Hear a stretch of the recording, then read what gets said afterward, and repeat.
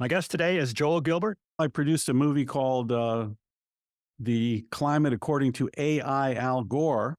And this film is one that I researched for a little while. And what I do is I actually talk to Al Gore as an AI video. I interview him. And the reason that came about is because I actually emailed Al Gore himself asking to discuss his views on the climate, and especially his claim for many years that he got his climate science from his Harvard professor named Roger Revelle. And Al Gore did not respond to my email. So I thought, well, what if I could, make an AI version of him and have an honest conversation?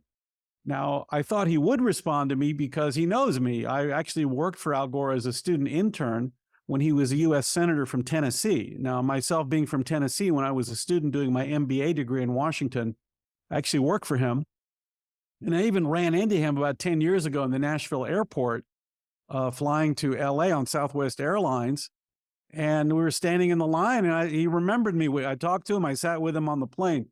So I thought he'd respond, but he didn't. So I created a whole AI version of Al Gore where I talked to him about his life history and how he got into climate science and why. And I actually researched his Harvard professor, Roger Revelle, by going to his archives at the University of San Diego, California. And I found out that his Harvard professor didn't actually agree with Al Gore at all. So it's a very interesting interaction, and it ends up revealing a great deal about climate science and the foundation of climate science that nobody knows about. Yeah, so you shared a pre-release link with me, and I just watched the whole thing. It's an hour and 52 minutes, and I give it high praise. Very interesting, and a lot of stuff in there that I had never heard. I thought I knew stuff about Al Gore, but this whole idea that Roger Revelle had all these specific quotes about how CO2 is kind of beneficial, and it was very different than what I had been led to believe. Yeah, I did extensive research on Roger Revelle, and the reason I did that actually, and I got into it, is an Australian politician named John Ruddock from the Libertarian Party in Australia was very friendly with me on Twitter. We used to exchange some messages, and he sent me a speech he gave in the Australian New South Wales Parliament where he was criticizing the climate change policies of the Australian government and actually attacking Al Gore. So I emailed him back. I said, hey, that's an interesting speech. And I used to work for Al Gore. And he said, oh, well, you have to read these articles I wrote about Roger Revelle and Al Gore's claim that he got his climate science from his Harvard professor. And that's what got me going on it. I read these articles, and that's what got me thinking, well, I need to research. This is really interesting because nobody really knows anything about Roger Revelle.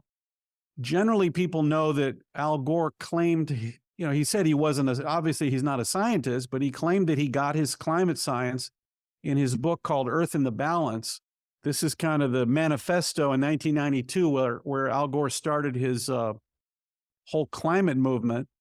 And he talks about Roger Revelle and getting his science from him. And in his 2006 film, An Inconvenient Truth, Al Gore spends 3 minutes talking about Roger Revelle, explaining that his science comes from this mainstream Harvard professor to give it legitimacy. So I went to the archives where Roger Revelle's papers are stored at the University of San Diego, spent an entire day there looking through hundreds of articles he wrote, letters that Roger Revelle wrote to many people over the years, including an article he wrote in 1992. When Al Gore's book came out, Roger Revelle wrote an article called Look Before You Leap, basically saying, don't listen to Al Gore. So nothing Roger Revelle said in his career agreed with Al Gore's apocalyptic view of the environment. Roger Revelle was someone who simply took measurements and asked good questions. And Al Gore came along and politicized Roger Revelle's research and turned it into this apocalyptic view and demand on the world. And once I realized that Al Gore did not get his climate science from Roger Revelle, who did not agree with him, I started looking into, well, where did Al Gore get this information from? Because I knew from working with Al Gore and being from Tennessee that Gore had made himself into an arms control expert in the early 1980s. He was trying to gain political support to run for president, so he felt he needed issues. The reason he needed issues was he really wasn't suited to politics. He didn't have a personality for it. He didn't have the charisma that his father had, who was a politician. So he felt he needed issues to make himself attractive to the public. So he became an arms control expert when Reagan was president and tried to float these arms control proposals to the Soviet Union. And Ronald Reagan ignored him and went ahead and won the Cold War. So once the arms control issue dissipated, that's when Gore in the late 80s, when I worked for him, started on the environmental issue. He felt it was a strong issue that would gain a lot of support in the public because the public really was concerned about the environment at the time. We'd had the Exxon Valdez disaster and spill. Chernobyl happened, and medical waste was washing up on the shores of the East Coast. So Gore identified the environment as a major issue that could propel him to the White House. When I worked for Al Gore, he hosted Jacques Cousteau. I met Jacques Cousteau, at the U.S. Senate office. So he was looking into the environment, and he traveled to the South Pole and to Antarctica, the North Pole, and he put together this environmental manifesto. So once I realized that Roger Revelle did not inspire this, I started thinking and looking into Al Gore's history to see where some of his rhetoric comes from, because in Earth in the Balance, it's a religious apocalypse. Nothing to do with anything Roger Revelle ever said. It's a religious apocalypse, the relationship between man and the earth and God and Christ. And I looked at Al Gore's attendance at Divinity School. Al Gore went to Vietnam for 4 months in 1970. And as soon as he got there, he applied to Vanderbilt Divinity School to get out of the war. If you were accepted to a divinity school, that was a way to get out of service. So sure enough, 4 months later, Al Gore got out of Vietnam and went to divinity school. And by looking at his courses and his professors, I learned that they were radical environmental professors at this university, and that as part of the curriculum, Gore read this book called Our Plundered Planet from the 1940s. It was a very popular book. It was read by President Eisenhower. Eleanor Roosevelt wrote a promo for it. Even Albert Einstein wrote a promo for this book. And it's this apocalypse about how man is destroying the earth. The theory is that the earth is pristine. The earth is perfect. It's made the way God wanted to make it. And humanity came along and is ruining the earth. It's disturbing and destroying all the beauty and all the perfect world that God created. So it says that man must organize itself to preserve the earth, and that the environment must be the number one goal of all politics and all politicians and all governments. And I realized that Gore simply, by reading this book, I saw that Gore simply copied this book. He plagiarized it to create Earth in the Balance. So that's the evidence I show in the film.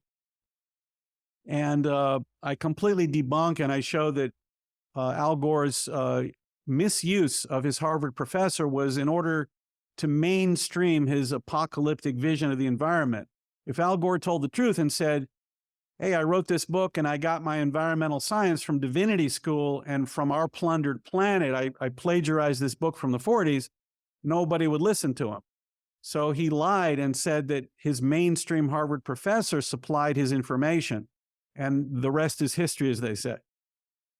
So one thing I enjoyed in the movie is you went back and actually looked at the class materials that Al took, right? You looked at the materials in the final, and it wasn't about global warming. It was maybe about overpopulation. Amazing. Yeah, that's right. Al Gore never mentions that his Harvard professor, he never says the name of the class he took with Roger Revelle. He took a class at Harvard for 3 months or 4 months in one semester only. Al Gore never says what the class was. He never tells us. I find out it's a class on world population. In the late 60s, there was tremendous concern that the population explosion would take up more food than the earth could produce. This was a major theory and a major issue going on at the time. It led to China creating the, one-child policy. And this was the biggest concern. So there were college courses taught on overpopulation. And Roger Revelle taught this course. Al Gore got a C+ in it. I got his transcript. In fact, Gore got C's and D's in all the science classes he took at Harvard. And I found in Roger Revelle's papers the lecture notes for this population course. I found the reading list, and I found the final exam. it's all about world population. There's nothing about the climate at all. So Al Gore absolutely lied when he said that he got his climate science from taking this course from Roger Revelle which was actually about world population growth. So Gore absolutely lies and misrepresents Roger Revelle's research, so much so that in 1992, the last article he wrote, Roger Revelle said, "Look before you leap. Don't believe Al Gore." And Gore got caught actually during the 1992 vice presidential debate with Dan Quayle. They actually hit him with a question. They said, "Hey, your mentor doesn't agree with you." He got caught right there. And Gore answered, he blatantly lied. He said, "Oh, Roger Revelle was misquoted," you know. So I found out the truth of where the foundation of this whole climate science movement comes from. It comes from a fraud and a hoax of Al Gore lying and pretending that he had legitimate scientific data from his Harvard professor. He never did. It was all based on plagiarizing a book from the 40s and from his classes at Divinity School. That's where it all came from. And later on, different movements and political agendas took over the environmental movement from Al Gore into a direction I'm sure he never could have imagined it was taken.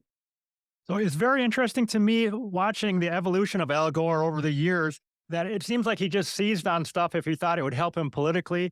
There's the narrative that he was sold on the global warming thing back when he was in college. But then for maybe decades after that, he had the chance to talk about it and he barely talked about it or just ignored it completely. What was going on there? No, Al Gore didn't get any climate science from being in college. He became a U.S. congressman at the age of only 26 from Tennessee in 1977. And he really knew that his destiny was to become president one day. His parents raised him to be president.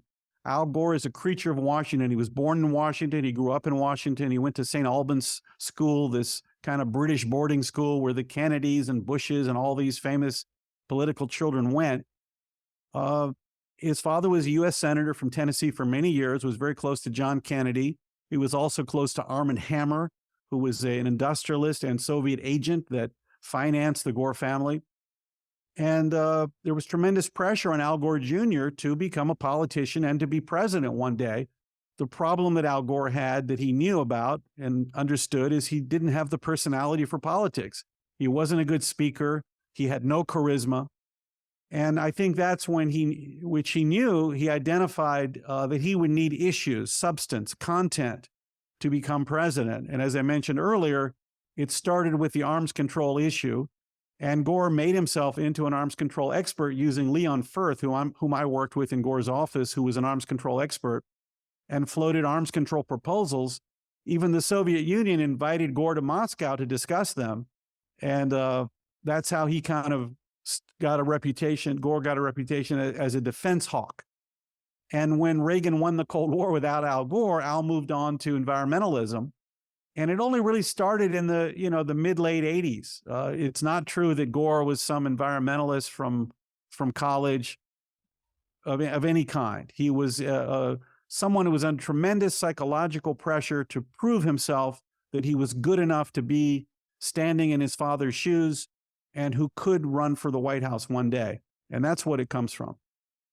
So Gore likes to smear people like me as being maybe connected to the tobacco industry or the coal industry. His family money, actually, quite a bit of it did come from those two industries, didn't it?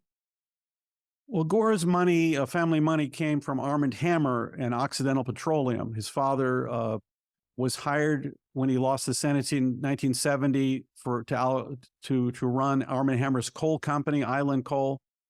Armand Hammer bought the mineral rights, believe it or not, to Al Gore Jr. and Sr.'s property in Tennessee and paid the money every year for the mineral rights, but never actually dug for any minerals.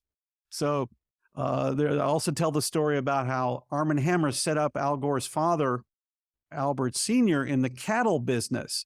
And they would hold these cattle auctions, and defense contractors and people would come down and bid up and buy these cattle at outrageous prices, and then they would never pick them up. They'd buy the cattle and just never pick them up, and they'd resell them at the next auction. So it was a way of money laundering.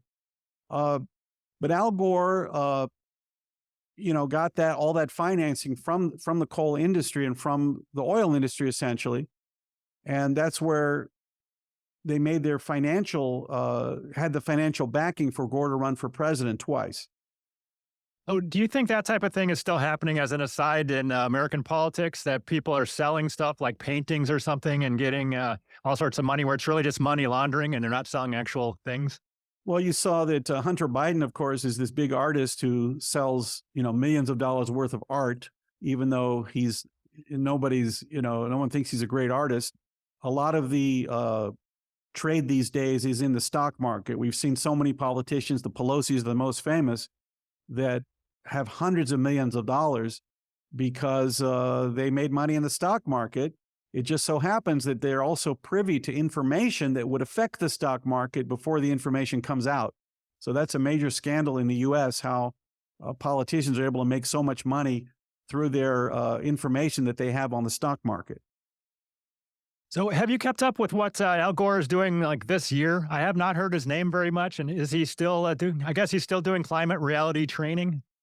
Yeah, Al Gore has his climate project. He lives in Nashville and he still does these seminars and tries to train people around the world. He's a very wealthy man. He made a ton of money in the 2000s. He became the first carbon billionaire by getting all these government grants. And he was on the board of Google and Apple and got all these great stock options. He had a big company that he started. So he may be a billionaire and he still dabbles in climate science, even though the world kind of forgot about him in terms of being the leader of the movement. He's certainly the Messiah. He's the person that founded the movement, but it's just been taken over by all these political interests and government funds that go to so many universities and fund so many things that it's kind of taken on a life of its own.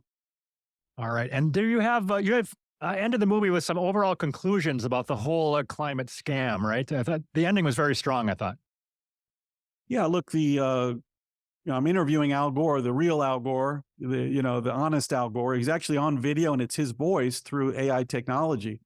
And through taking Al Gore through his whole life history and why he got into climate science and how he admits to us the reality of the climate science movement, that it's simply a big scam and a hoax that's with political agenda to force issues of global government and socialist ideas and socialist values that no one would ever vote for. And we get to this point by understanding how ridiculous the claims of the climate movement are, starting with carbon. We look at, in the film, for example, we look at the fact that carbon, which I didn't really know till I started researching this film, carbon is simply 1/3 of 1% of gas in the atmosphere. Now, most of the entire global warming movement, started by Al Gore, brought up this premise that there's too much carbon in the atmosphere at 1/3 of 1%, and we have to cut that down, giving up a lot of our technologies to save the world from an apocalypse, to keep the sky from falling.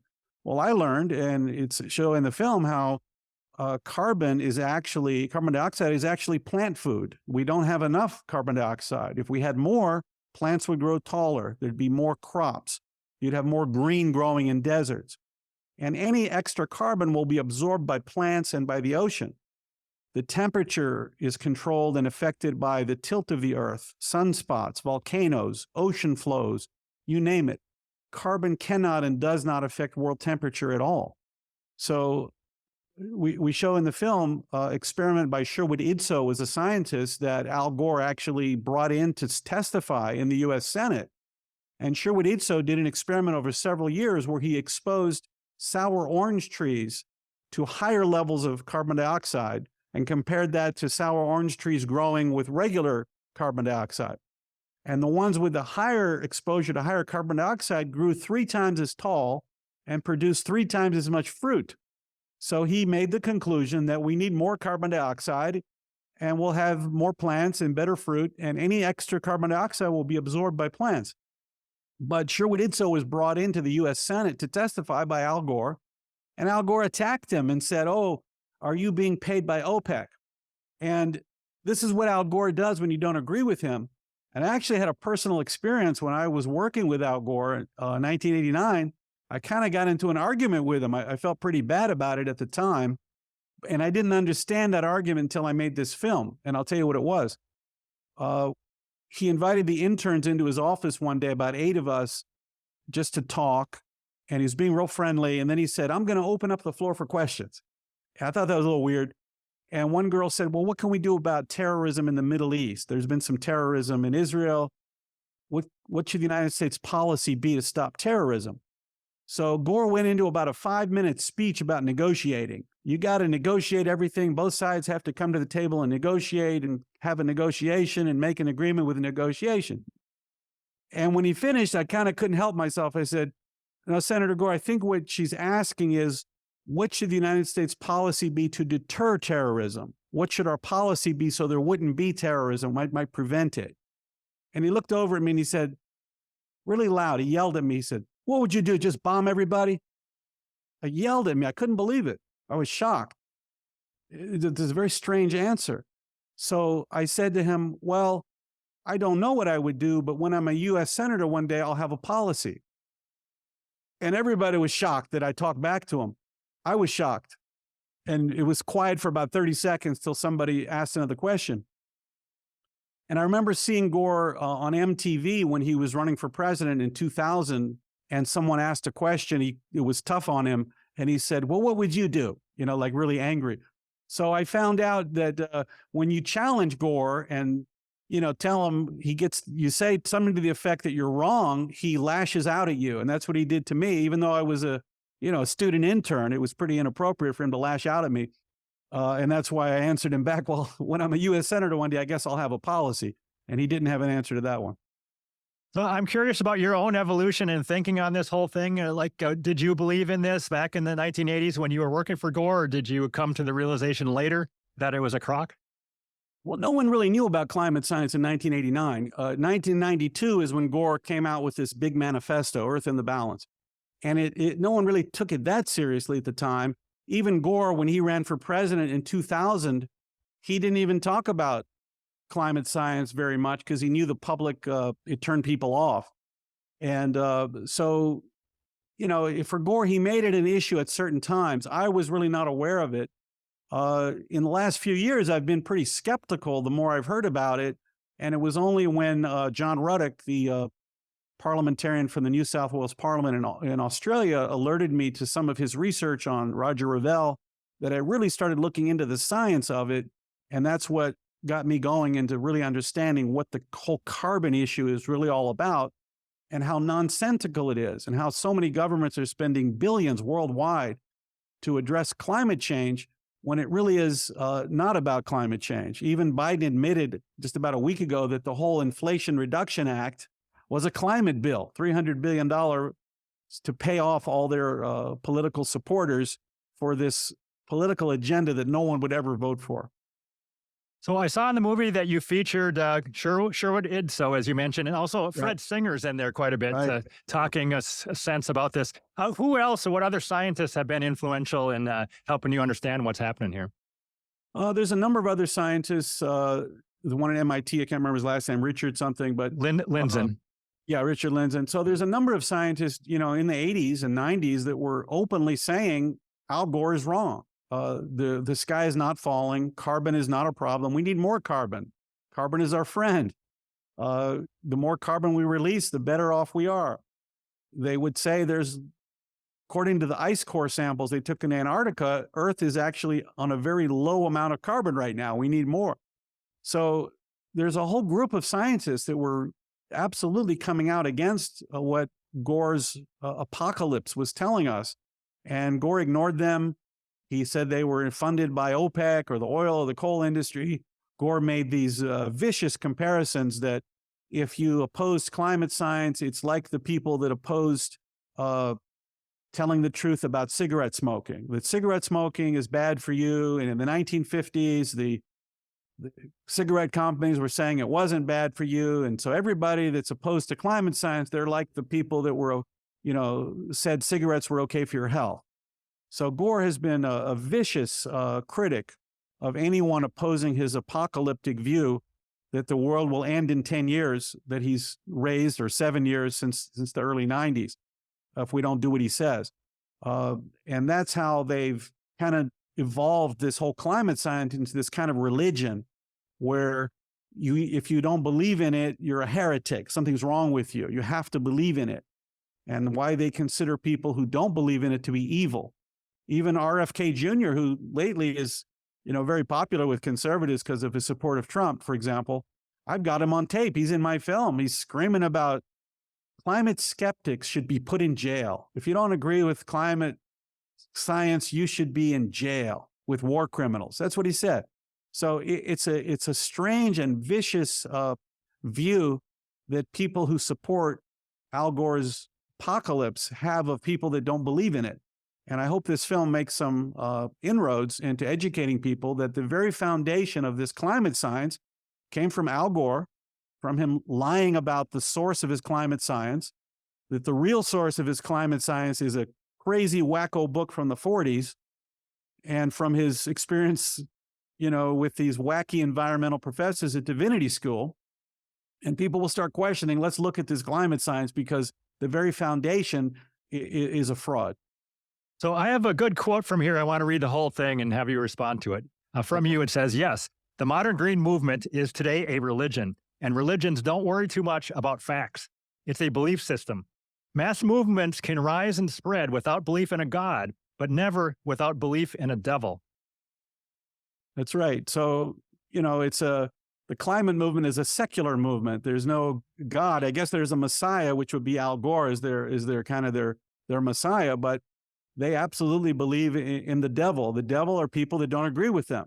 Like RFK Jr. said, you belong in jail as a war criminal if you don't think that there's too much carbon in the atmosphere. So they create a system similar to a religion where they're saying we're all original sinners. If you use fuel and you turn on your lights and you use technology, you're a sinner because you're corrupting the perfection of Mother Earth. But you can attain salvation through sustainability. So if you buy an electric car, you're good. You're showing you're acting on behalf of the religious, commune. So if you buy an electric car, that's sustainability. If you get certain things in your home, if you don't travel using, airplanes or electric vehicles, then you're okay. So there's this whole good and evil thing that they're developing, and it's very difficult to overcome because they're just so unreasonable in listening to any logic whatsoever, which is the characteristic of a religion. You either believe or you don't. One thing I thought was hilarious about one of Al Gore's books is he's instructed me as a little person, I should long haul travel should be done by bus, and I should line dry my clothes instead of using a clothes dryer. But when do you think is the last time that Al ever did either one of those things? Took a long haul bus trip or line dried his own clothes? Well, I did run into Al Gore at the Nashville airport flying Southwest Airlines about 10 years ago. And we had a nice talk, and I sat with him on the plane on the way to LA. So I didn't ask him about it at the time, but I've read that he said he does not fly in private aircraft and he flies Southwest to reduce his carbon footprint. But he is known for having this huge home in Carthage, Tennessee, which sucks up tremendous amount of electricity and fuel. Of course, he's got a home in Hawaii. Like many of these guys, they don't really practice what they preach. So on a separate question is, you are living in LA, is that right? Yes. Yeah, I'm just curious as to what's the zeitgeist there. Do your neighbors or people you hang out with, they know your thoughts on this? And are you a pariah for that or not? Well, believe it or not, there's a tremendous number of conservatives everywhere, even in New York City, for example. So there's a lot of conservatives in Hollywood. Don't forget, most people from Hollywood aren't from LA. They're especially in the entertainment business. They're from, Mississippi or Missouri, and they grew up with kind of traditional American values. So there's a lot of people in this area that know better. And the people that don't know better or would judge me because I make films about some of these subjects, I don't hang out with those guys too much. But there's certainly millions of people in California that understand what's really going on. If you go outside of Los Angeles City and San Francisco into the 30 miles inland, you get very conservative counties actually in California. Interesting. So, as an outsider far away from Los Angeles, I'm surprised you say there's a lot of conservatives in Hollywood. Yeah. Is there intense pressure for them not to put conservatism into their movies? So that's why we don't see more of that? Yeah, I mean, it used to be a little more mainstream, like the film director Lionel Chetwynd, who's a friend of mine. He made Miracle on Ice and a number of conservative films over the years. But generally, conservatives had learned it's best not to talk about your political viewpoints or how you feel about politics if you want to keep getting jobs, because there is discrimination in the entertainment business, and I think other businesses, that they don't like to draw from people that don't agree with their views. So there is a lot of that. So conservatives tend not to openly discuss political viewpoints.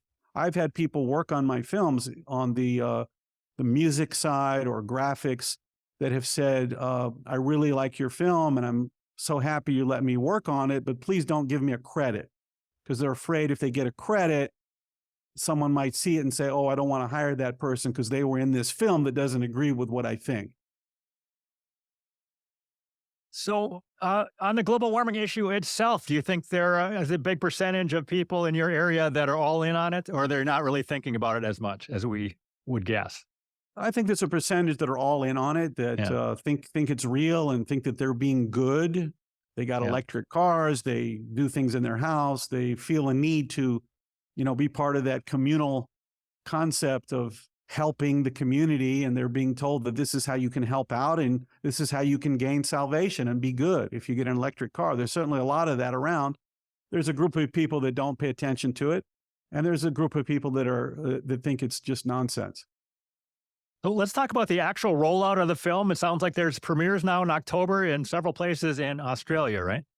Correct. The actual release date is going to be December 10, where the film will be available on so many different platforms online, YouTube Movies, Amazon Prime Video, Vimeo, Roku, just you can't even think of all the places it's going to be. For live downstream, the DVD will be on Amazon, of course. So John Ruddock, the Australian politician, invited me over to screen the film in Australia, because in Australia and other European countries, by the way, the climate issue, as big as it is here, it's 10 times more, uh, controversial in those other countries. So in Australia, they're really fighting up against the movement of both of the major parties are into all this climate nonsense. So they want to bring me over. I'm actually going to show the film at CPAC. They have a form of CPAC in Australia on October 3rd. And we're going to be screening the film at the federal parliament called Parliament House. It's like the U.S. Capitol, in their theater, the New South Wales Theater, and some other screenings in Melbourne and Sydney, also in Brisbane. So that's going to be very exciting to go on the news shows over there and show the film to Australians who are so concerned about this climate issue because it's so big in Australia. So when the movie does come out, how can people support the movie and get people to view it?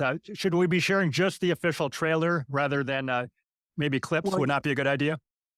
only the trailer is available now to be seen. And if you go to the website, which is climatealgore.com, you can watch the trailer, you can read my Q&A, you can look at the schedule in Australia, email your friends in Australia to come out. And there's even links on the buy page. It's a link over to Amazon. You can actually buy the DVD now. It just won't be sent out till early December. So that's the place to go, climatealgore.com. This film, you need to understand the climate issue, where it came from, what the foundation was. You need to start by understanding Al Gore. And that's what I think I accomplished in the film. I researched his background a great deal, his father, his relationship with his father. Al Gore was a very anti-Vietnam, like most left-wing college kids in the 60s. And he actually pushed his father into becoming anti-Vietnam War. And it was because of Al Gore that his father got in trouble in Tennessee, because Tennessee was a very pro-military, anti-communist state. And his father was running for re-election in 1970 and was losing the support of Tennesseans because he was anti-war. So Al Gore kind of pushed his father and caused his father to lose his Senate seat. So we go into that and you understand, when Al Gore became a politician himself only a few years later, Gore learned the lesson from his father's defeat. He learned, don't get too far away from your constituents. So Al Gore, when he ran for Congress in 1976, he became a conservative overnight. He said, gay people are abnormal. He's, super conservative. He becomes a born again Christian. He becomes this super conservative all of a sudden, even though he was very left wing, because he wanted to get elected. And when he became a U.S. Senator a few years later, same thing. He became known as a very conservative Democrat. When he ran for president in 1988, he ran as a conservative Democrat, thinking that he could win because based on the Reagan years, he felt the country was, center right. But he was too far right for the Democrats who wanted a very left-wing candidate. And they, elected Michael Dukakis. That's when Gore pivoted back to the environmental issue. And when I worked with him, and then came out in 92 with this book, Earth in the Balance. So you got to understand, why did Gore adopt environmentalism?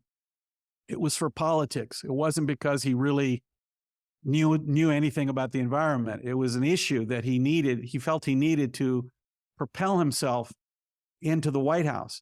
And in doing so, he had to lie about it because he was not a scientist. And he tried to fool people by claiming that, oh, well, this is just Harvard professor science. Yeah, that's what it is.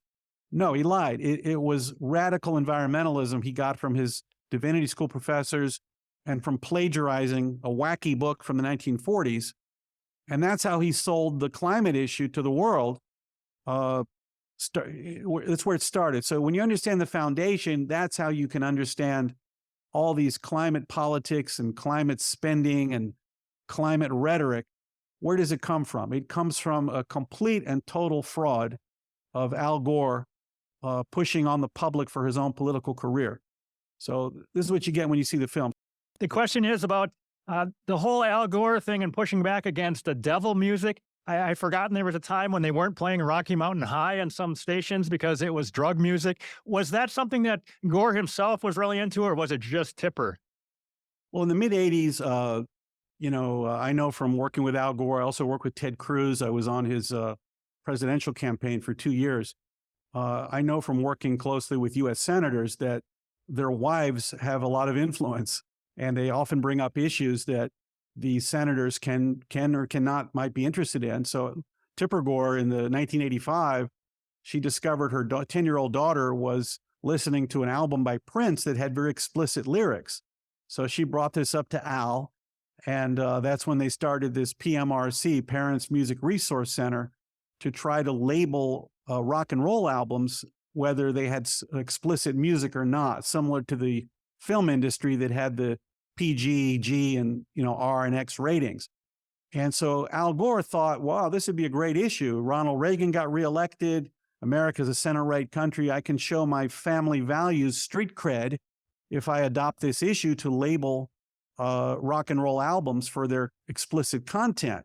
It seemed like, for him, it was a political idea. This would help me. Al Gore loved big committee hearings. He loved anything that would get him on TV.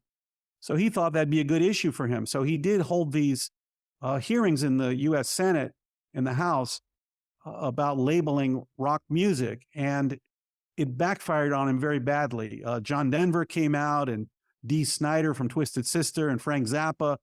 They all condemned Al Gore and condemned his wife, saying that they wanted censorship. They were against it because it was censorship. So Gore badly miscalculated on the rock and roll music labeling and was badly hurt politically. This is 1985. And that's another reason I think he pivoted to environmentalism, because he felt that that's an issue that transcended all class lines and there really could be no opposition. Who would oppose having clean air and clean water? So Gore's mistaken idea that he could label rock music and censor the music industry did influence his pivot to environmentalism, I believe. How big a factor do you think is Al Gore's desire for global control or globalism? Do you think that is a part of why he's pushing this? Well, I think globalism was an offshoot. I mean, we got Al Gore on tape. He's in the movie saying we need global government to achieve these global, environmental goals. I don't think he's started out as someone who just wants to have global government. He started out as someone that was trying to propose these ideas to help himself politically, thinking that could propel him into the White House. And I think naturally, to achieve that, though, you can't have the United States and Western Europe adhering to these radical environmental policies, but China and India not paying attention to them because the atmosphere spins around the world. So I think naturally they realized that for these policies to have any real meaning, they had to be a global control over it. It couldn't be something that would only be in a couple areas. It wouldn't make any sense. So I think it's something that did come later, and that Gore did support it because he had to make his environmental issues make any sense. Do you have any sense yourself of what's going on in Gore's head? Like when he gets up in the morning these days, does he really view himself as the savior of civilization? Or does he kind of know that this thing is just more of a political thing? What is he thinking? Well, I think it kind of saved him emotionally when he lost the presidency to George Bush. He lost for the second time. He ran in 1988. He had suffered a second political defeat, really the third, because his father lost his U.S. Senate seat. So he'd had three major political defeats in his life. And I think becoming the environmental messiah a couple of years later with an Inconvenient Truth movie, it kind of made him, like, in his mind, the president of the world. He gave him this worldwide mission that was even better than being president of the United States. So I think that was important to him emotionally to have that position of someone that can change the world in that way. Now we're, 2024, the environmental movement, I think, has gone on in so many different directions with the UN and all these carbon policies and coal plants.